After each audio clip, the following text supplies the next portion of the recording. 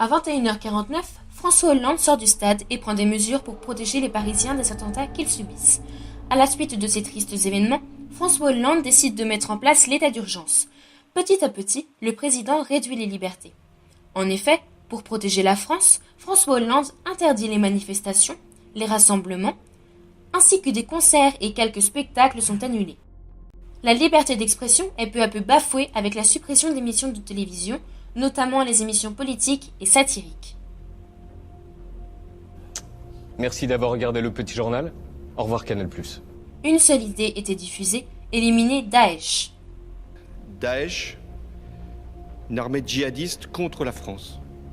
La France sera impitoyable à l'égard des barbares de Daesh.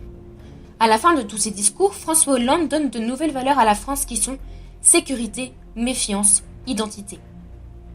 À cause des discours de haine et des pubs de propagande qui font leur apparition, le climat en France est tendu. Une chasse à l'homme se met en place et les immigrés et les minorités, qui sont considérés comme des poids pour la société, sont attaqués. La justice ne connaît plus l'impartialité.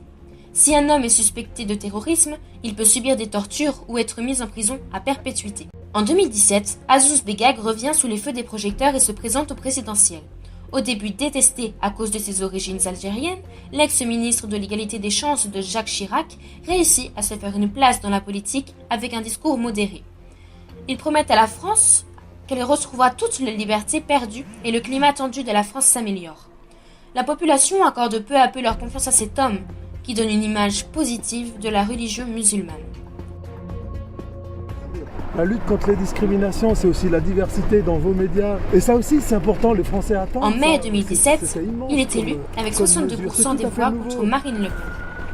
Son mandat se déroule sans encombre car ses promesses sont tenues. La France est de nouveau un pays libre.